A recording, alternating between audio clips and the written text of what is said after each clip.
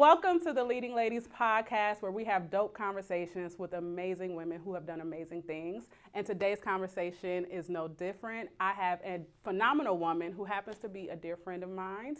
Why don't you introduce yourself and let them know what it is that you do? My name is Kelly Burden, and I own Bloom Recovery Network and branches. Bloom Recovery is agency that works with individuals on community supervision in Allen County. We do like domestic violence and anger management, thinking for a change. I work with justice-involved individuals, and I also run a driver's intervention program for first-time OVI offenders, and Branches is my nonprofit that focuses on families and at-risk youth, justice-involved families and at-risk youth. Awesome. So how long have you been in business? So your first business was Bloom Recovery Network, and then you added on the DIP program and then Branches. So you started with Bloom Recovery. How long have you been in business? 12 years. 12 years. What made you want to start a business in Lima 12 years ago? I have worked in the corrections field for my entire career, and I was last the deputy director of a CBCF in Bowling Green. What's CBCF? Northwest Community Correction Center, the search program it was called. Okay. And there was always an issue with like referrals out for services once they left. They didn't oftentimes meet the criteria that the Bureau of Community Sanctions had wanted for them to. So I just came up with an idea of creating a program that did that. That was very specific to only those individuals. And so I went around trying to sell the idea, and Allen County, the chief probation officer at the time, her name was Sherry Bittner, and she said okay. So I wrote the grant through their department, and that was the start of Bloom Recovery, the outpatient piece of my program. I love that because I feel like there's so many gems and nuggets in that alone. You had an idea and you started to move on that idea. You shopped around the idea, and then you just, wherever it failed, that's what you took. I feel like that will help so many people just to get out of that idea phase and into action. So what made you write a grant instead of just putting together like a service fee package and starting that way? What made you go the route of the grant versus a loan or just putting a service package together and having people pay you directly? I just knew there was probably funds available for, to meet what was required by them, by who licenses them or certifies them, which is ODRC and the Bureau of Community Sanctions. So I figured they may have money to use in that area. Right. I feel like, and the reason I ask is because I feel like the grant conversation is important, because a lot of people start businesses and they want to serve, but they don't know how to have it funded. So a lot of times they just either go do it just with their resources, and they don't have enough resources to do what they want to do, or they go out and get loans. But oftentimes I feel like the grant part of it is missed and overlooked, especially with minorities and women. We just, try to get it out the mud however we feel like we can do. But the grant part is important, and a lot of people don't understand that process and how you can really build a sustainable business working with grants. So I do want to dig deeper into the grant process and how you find a grant, how you write a grant, how you get awarded a grant, because that's really what sustained you, right? Yes. Yeah. So no one pays for your services directly out of pocket. Not for that piece, at least. Okay. So we don't take walk-ins or referrals from other places except for the courts, and so individuals on community supervision in Allen County, including. We do see some misdemeanor clients and some parolees, but they're all covered by that grant. By the grant. No one else. So you have to have had criminal involvement to be seen at my agency in that aspect. And then the driver's intervention program, though, is they do pay to attend that program. They pay, in but lieu it's of jail. But it's also, what was that last part? In lieu of jail. In lieu of jail. Okay, so that's a good piece because they pay in lieu of jail. So there's some type of incentive to pay for the services. So it's some type of, I don't know, it's something that you need and you go and you pay for it. Tell me more about like the grant process. How do you identify the grants that work good for what it is that you're trying to do and then go about actually applying for it? There was a specific grant that just had happened to come out around that time when I introduced the idea to the probation department here locally. That came through ODRC, and they've just renewed that grant continuously because we've met the objectives that we set out to meet for the last 12 years. Like every 2 years, they've renewed it. As far as other grants, finding the grants is the hardest part, I believe. Yeah. And also, I think that with the individuals that, I work with, it can be a little difficult because I think that a lot of funders believe that there's plenty of money available to criminal justice, just period. But there's different sites you can go to. I try to look for state grants because they're easier to write. The federal grants require a lot more, really, overall, and obviously are a lot more competitive. And then recently we have started looking to get involved with United Way, hopefully, which would be a beautiful thing. They do a lot of great work in our community. So I just try to I always say, I think that building relationships is the key. Yeah. And I just try to get to know everyone in the room because they may have something I need. And doors have been open to me because of that I didn't deserve, to be honest, just because I was willing to say my name, I guess. And I think one of the things that we learned when I was little personally was you never know who you're talking to. Yeah. So be nice to everyone. What are some of the sites that you go to look for grants? I have a subscription to a site, but they're like the Small Business Administration there's a lot of free, you can just search. There's a lot of free ones. Just search free grants. Yeah. Now, in the process, I've heard is tedious. It is. It can be very tedious to find one. But once you find one that aligns, what's the process of waiting, of actually applying? What's that? Actually applying once you find one.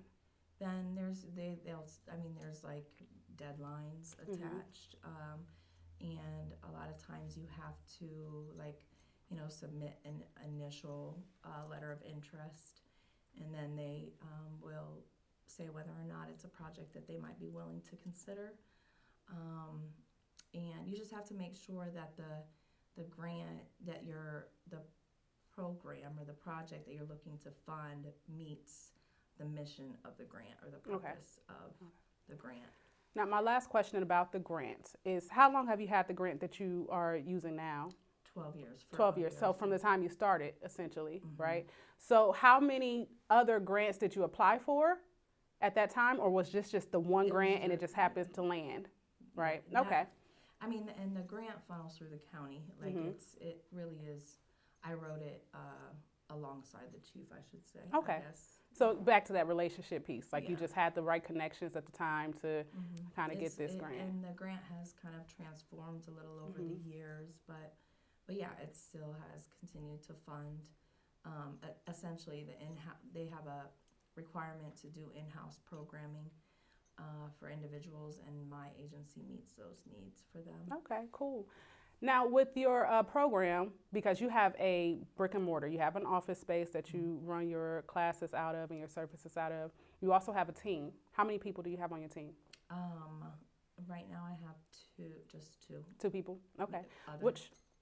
can be a lot, right? Anytime you're dealing with different people, and especially sharing a vision and trying to accomplish a goal, there's a lot of nuances, there's a lot of challenges, just dealing with human emotion. Yeah, I say we are small but fierce. Mm-hmm. They're Y'all very are. loyal to me, and they're Yep. willing to work hard, and they'll take on a lot for me. Mm-hmm.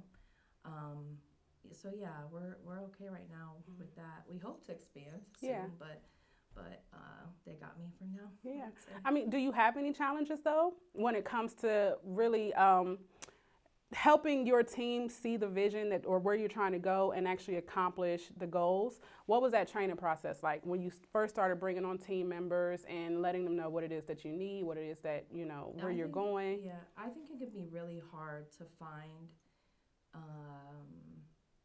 individuals for the work that I do. Mm-hmm.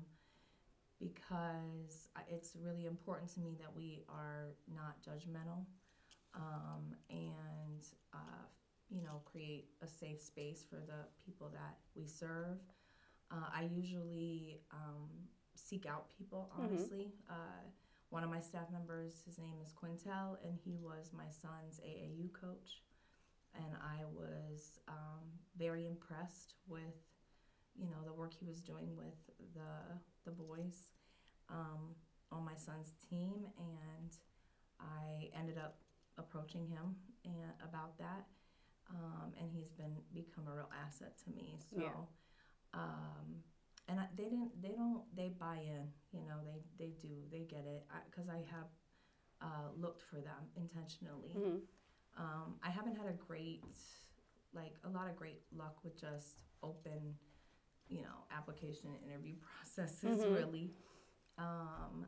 The other thing when you write a grant, I think that is important to remember is the more specific you make it, you're tied to that. So there's certain curricula that people have to be trained in, and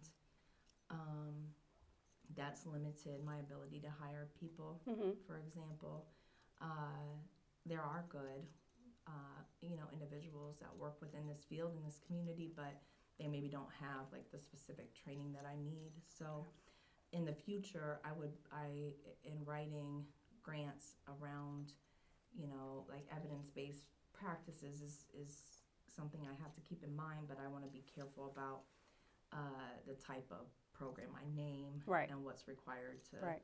be involved in it, really. Well, the podcast is geared toward women in leadership. And what I have found is that a lot of times women, they shy away from considering themselves a leader of anything. Leadership for me is essentially just influence over others. So we're all leaders in our own right. Mm-hmm.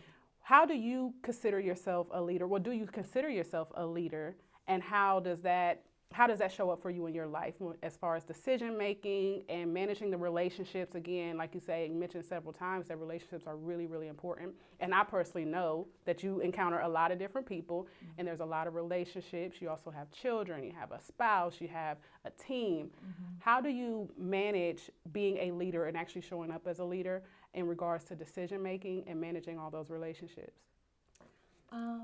So I think that I am a leader because I have to protect the things that I've built, the way in which I provide for my family. So I have to be careful, I can't be too messy, mm-hmm, for example, mm-hmm. Because I work with the courts. And what's messy? Messy. What's messy? I just, I am also always, mm-hmm. representing those individuals who have. Are you talking about messy like in the club, maybe, twerking, that type of messy? Okay. Kind of. Just period, mm-hmm. That I want the people that I work with to see me as authentic. I don't want them to question whether or not what I am trying to, the gems I'm trying to pass on to, mm-hmm. them, whether or not I believe in them or live by them or not. I don't want to be a hypocrite, right, that right. kind of a thing. And I think that I have kind of, I've always worked in corrections more so, the clinical end. And so so I feel like I have a responsibility to both the people that I serve, and also I do understand, the need for the court system and the probation department and corrections officers and things such as that. But I almost sometimes see myself as like that one in between, kind of, helping to facilitate those relationships to some degree or build trust there. So, Yeah. I want to go back to the messy.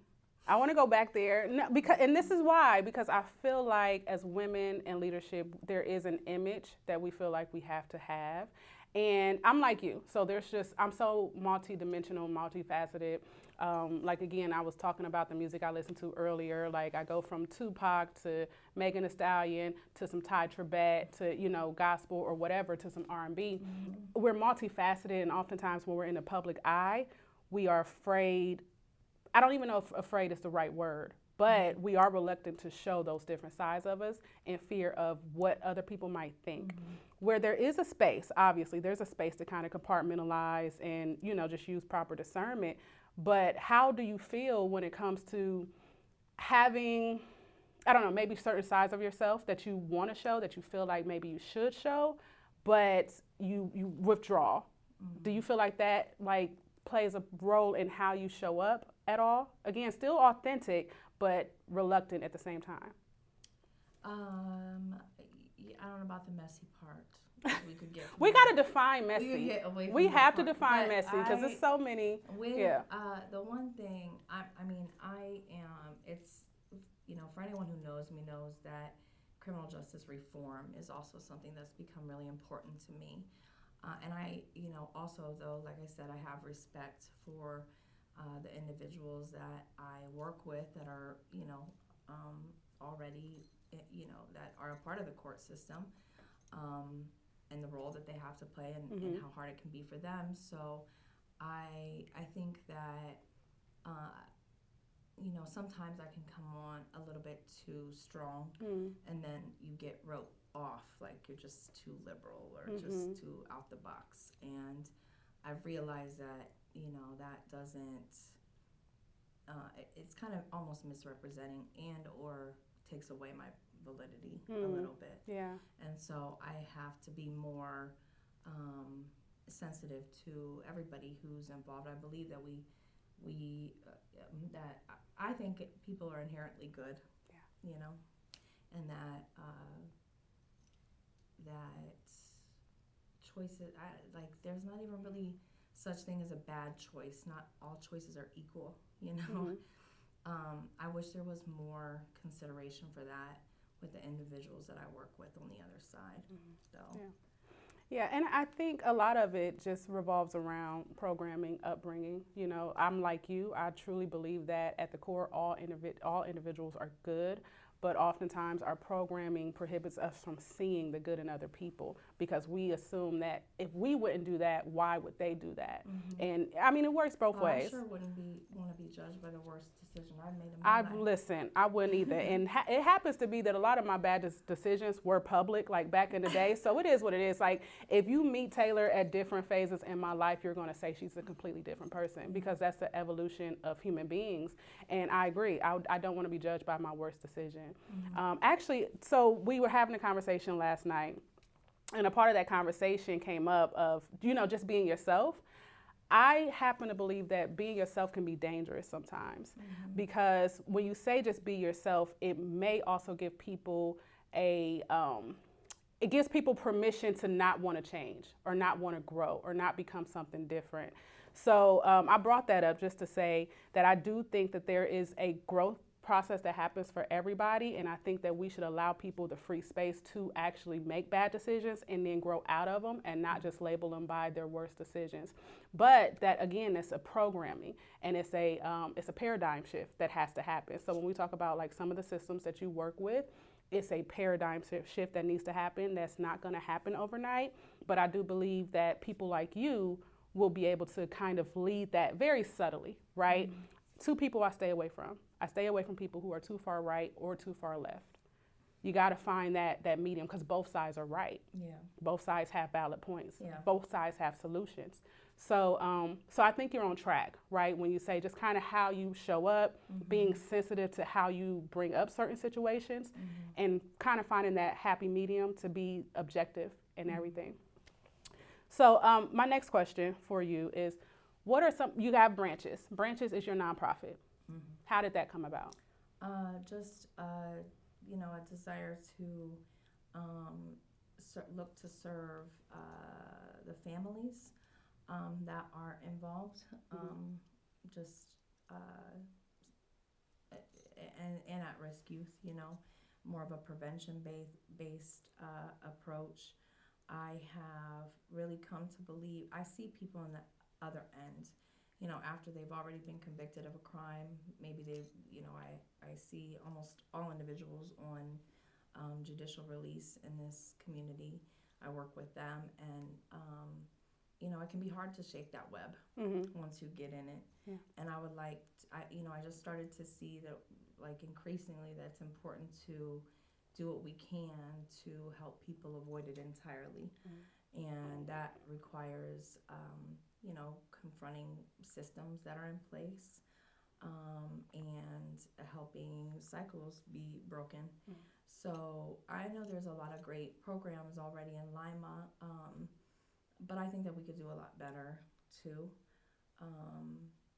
And it's, for me, I wish that we could just that people could see how powerful it could be if we begin to look at criminal justice from more of a public health perspective and less of a crime and punishment type situation, I agree. What does that look like? It looks like helping people overcome barriers and obstacles that are real for them early, showing them alternatives, giving people,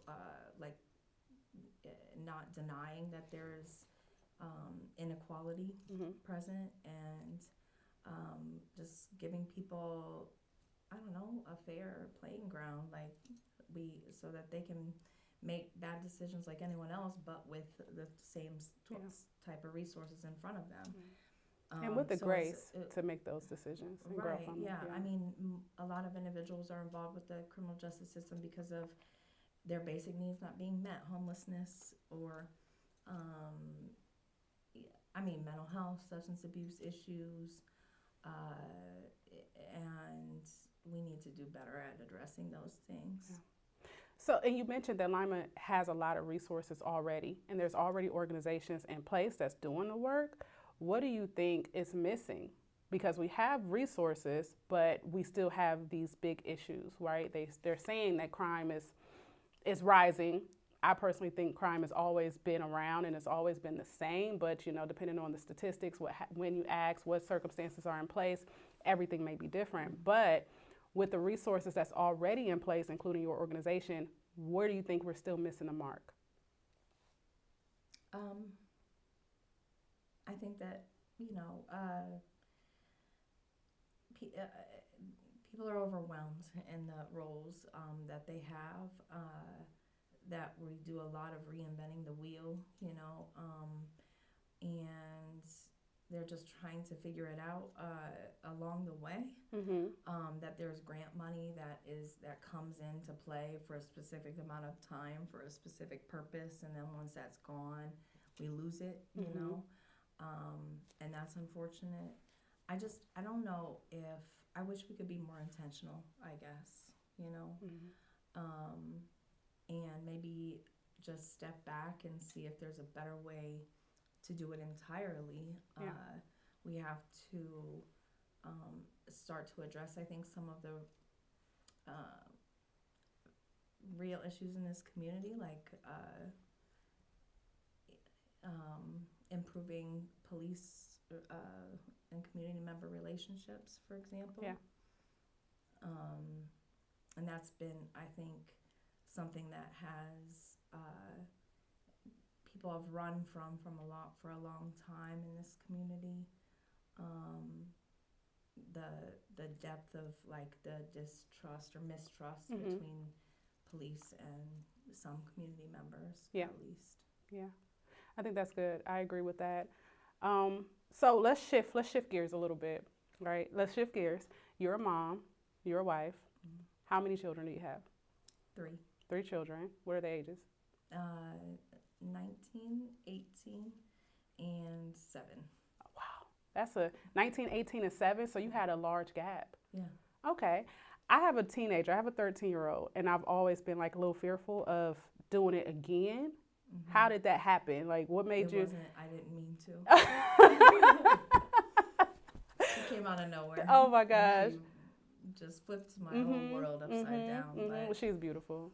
she is. Yes. She's a lot. She's gonna. Yeah, I think she will do big things one day. But, yeah, she really did come out of nowhere. Surprise! Yes, I'm yeah. here. Right, I Shaking had up big your plans. world. You know, I was already supposed to be retired, and, but you know, it's cool. Yeah. I'm sure I would be a wreck without her right now, because it was hard for me when my kids left. Both of them, my older two. I have a stepdaughter and then my son. Okay. And they both graduated last year and are in college, their first year of college. Awesome. Congratulations. That's an accomplishment in its own as a mother to actually raise children and see them off to the next level of their life. So that's huge alone. And then in the meantime, you're a businesswoman. You are building this, this service-based business, helping people, impacting people, and having children and being a wife. How long have you been married? 15 years. I was going to say, girl, don't forget. I don't really. Don't forget. Like when that. he sees Around this, that he's going to time. be like, really? Really? You forgot? No, he knows. I don't remember. But yeah, and my son is going to school to be a social worker, which was one of the happiest things I've heard in a long time. I'm proud of him for that. I think he's going to be able to really make an impact. He has a little bit of an activist spirit in him too, and but he's also very he's a really cool combination of his father and myself. So and then my stepdaughter is doing interested in similar things. Yeah, they're change makers, I think. I think it's hard to see someone do amazing things in the community and not want to follow suit in some form, in some way, in your own way. So yeah, I think that you can definitely be credited for having great children. So when I talk to a lot of women who are in high positions of leadership, who are high achievers, who just have a huge vision and purpose over their life, and they're walking that out, a lot of times I hear that they're overwhelmed. It just seems like too much on their plate, and they don't know how to balance it all. They don't know how to, get things done. The people in their lives, they feel unappreciated, all of these things. I'm sure you've experienced it. How do you deal with it? No, this was not a trick question, I promise. I don't know. I haven't dealt with it well, to be honest. That's real. My work and my work-life balance has been off for a long time, and my children suffered for that for a long time too. There's an exercise that I do with my clients where we talk about values, and if someone were to watch your life for a 24-hour period of time, what would they say, afterwards, based on things that you did, the words that came out your mouth, what your values are, because really it is in the, where we put our energy is what's reflective. I mean, we can say cute things, but that's what we truly value. Yeah. So if you play the game for 6 hours, then the game is something you value, But for me, at various points in my life, I have my career has, I've recognized and kind of evaluating that for myself, that I can easily allow that to overtake.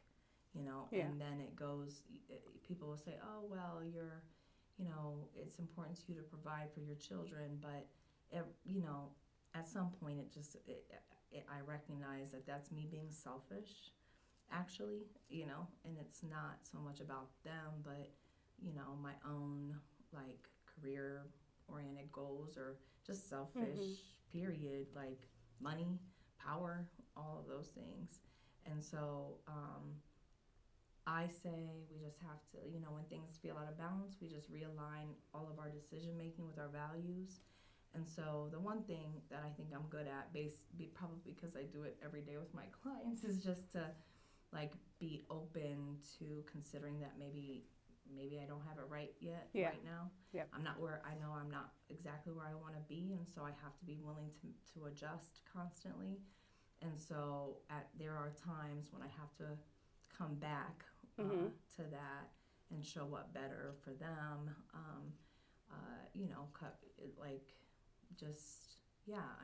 Mostly be intentional about spending time with my family, to be honest. There's a lot of work to be done, and I certainly am not the only person capable of doing it. And I also recently have begun manifesting. Yes. I want to know about that journey, because the beginning of the year, you went on a manifesting. 21-day challenge.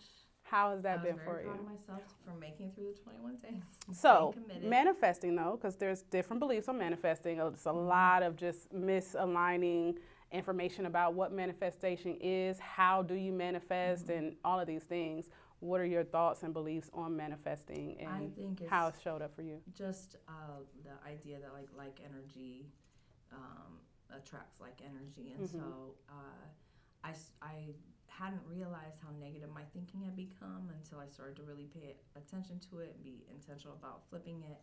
And also, they're just like the woman had said, frantic energy. Universe doesn't respond well to frantic energy, and I think that people in my life would probably call me frantic sometimes. Just like doing the most all over the place. And so I just realized I needed to settle down. They, talk a lot about just doing, if things don't bring you joy, you need to move from it. Maybe we don't have to work. So maybe in trying to work so hard, we actually are creating obstacles for ourselves just to kind of, but I do believe that obstacles are real for people, though. Yeah. We don't, it's not like people are in like shitty places because they didn't manifest it correctly or something. Like at any given time, people have really bad, have been dealt really bad hands, but I think for me, it was just important to just give over that control a little bit, and appreciate things more. I'm blessed. I really am. Yeah. I don't know. It's been good for me. People in my life have said that they've noticed. Yeah, I have. I've noticed it. It's just a mindset shift. The way, like you say, the obstacles are still there. They don't go away.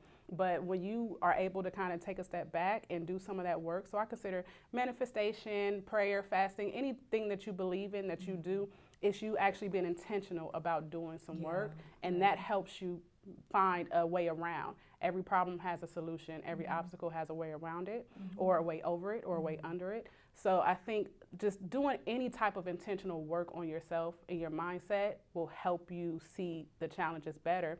And even going back to your family, your business, work-life balance, you mentioned being intentional.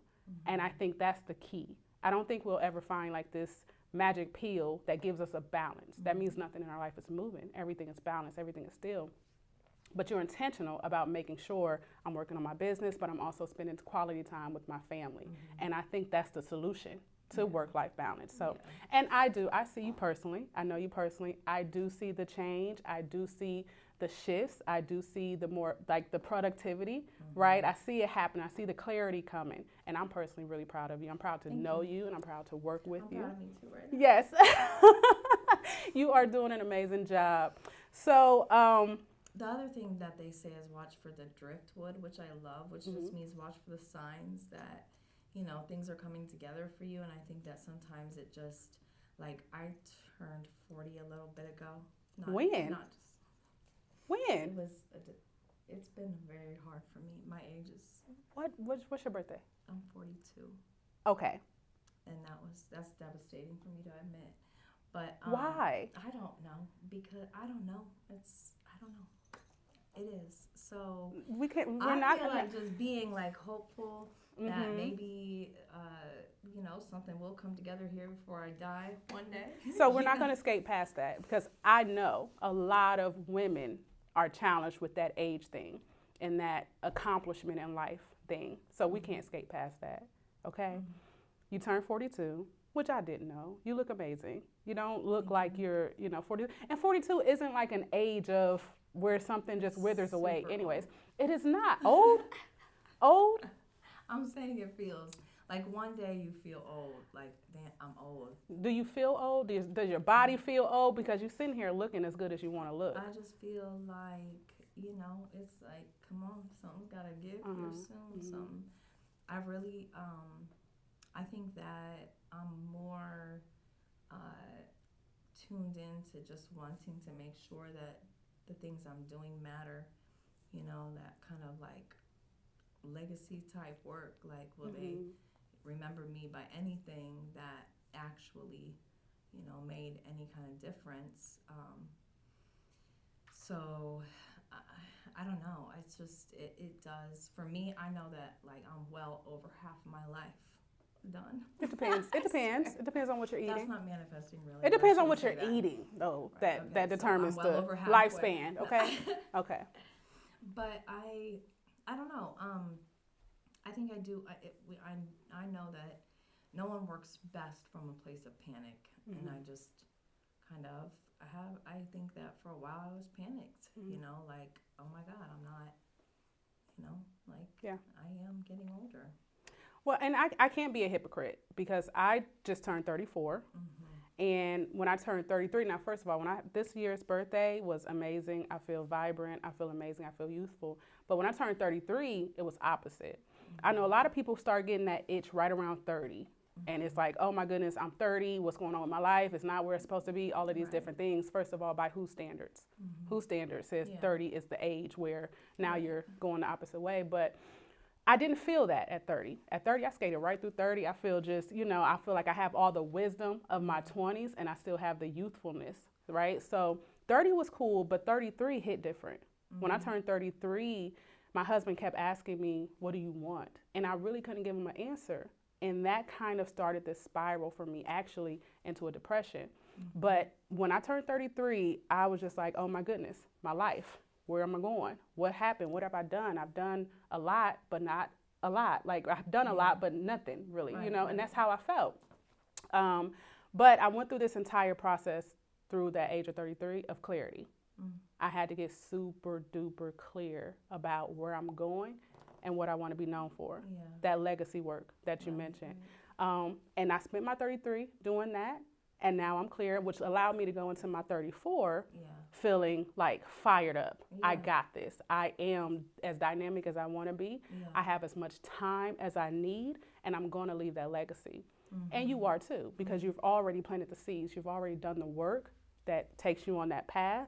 You've already accomplished so much. Now, in this season of clarity and manifesting, you'll be able to actually put a plan together that makes you feel like I am actually doing what I need to do to leave that legacy behind. Yeah, I think we do have to trust the process a little too. But I've always loved that about you, how you pull back for a period of like a really a year. Last time was a little much. Well, a year. Good results from that, but I've always been, because it does make a lot of sense. Like, am I just stuck in the hamster wheel? And I guess that's how I have felt for a while.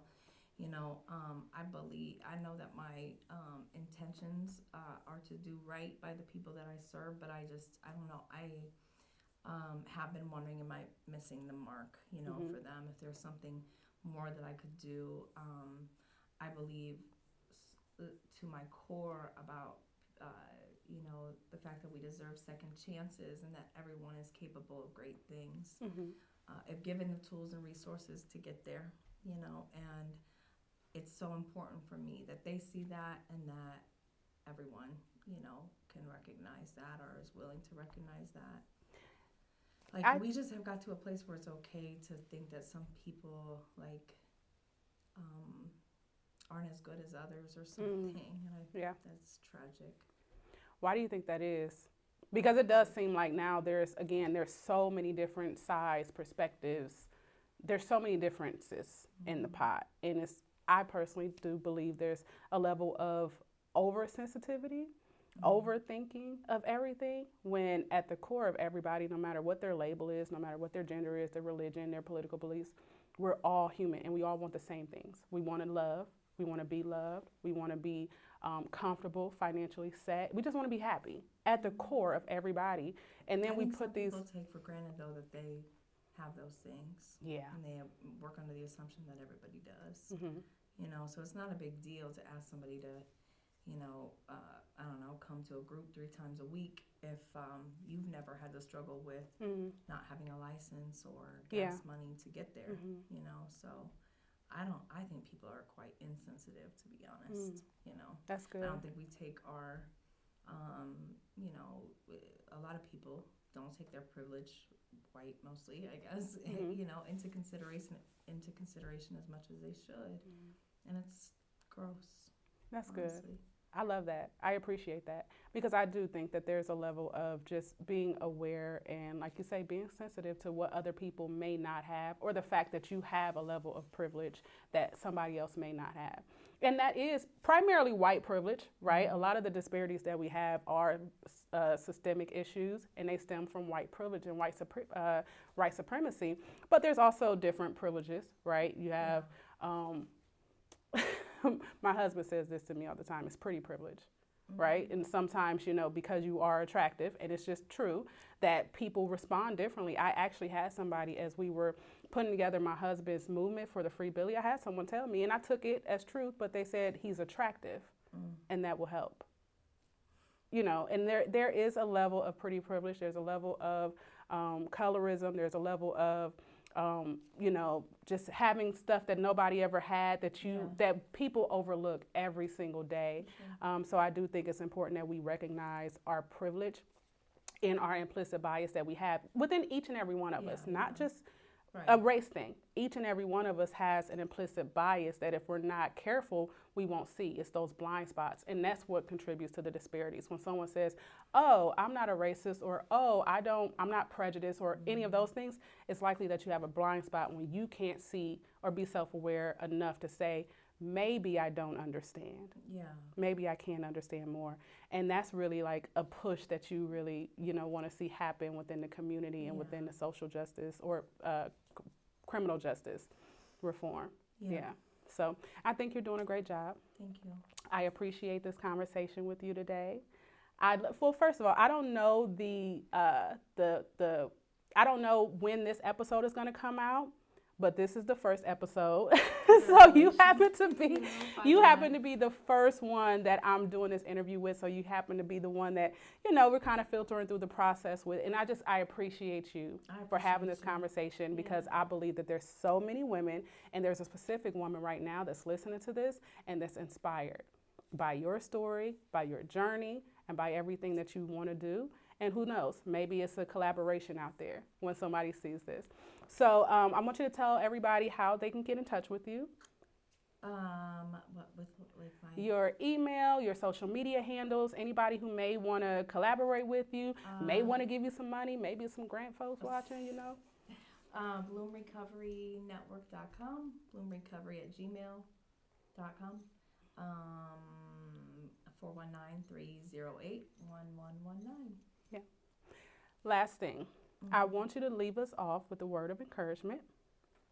I want you to imagine yourself 12 years ago, where you were with this idea, trying to figure out how to shop it around, trying to figure out how you're actually going to make it happen. I want you to imagine that woman. Maybe she already has a business and she's just overwhelmed and she's trying to figure it out. But I want you to give a word of encouragement to someone who is just starting. She has an idea and she's trying to figure it out.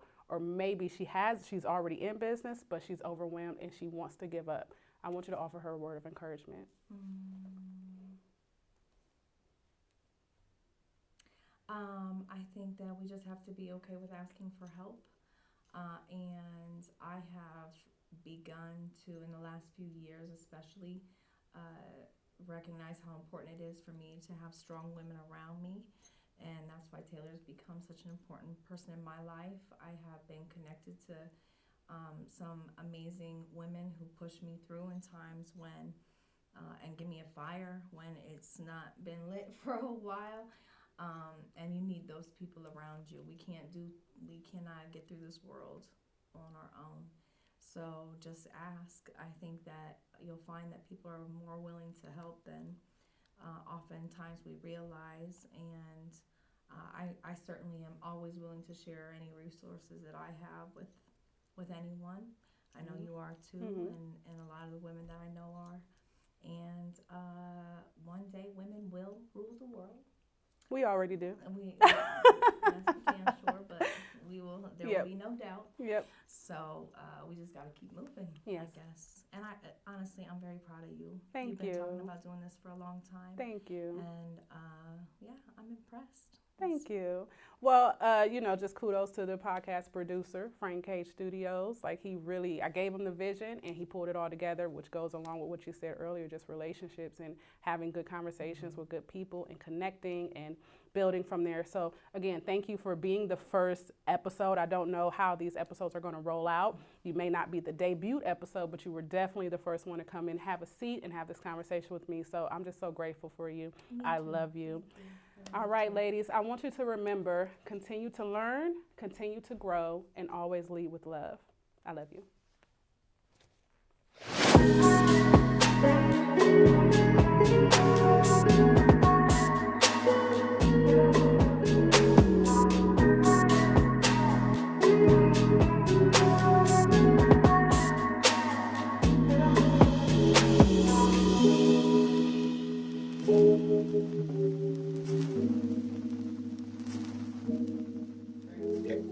These are Kelly Burton's 3 leading tips for leading ladies. Number 1, be unapologetic about your greatness and what you deserve and what you desire. Number 2, be okay with saying no. So we need to be intentional about our yeses. And finally, surround yourself with fierce, badass women. I love it. That's it. Okay. That was great.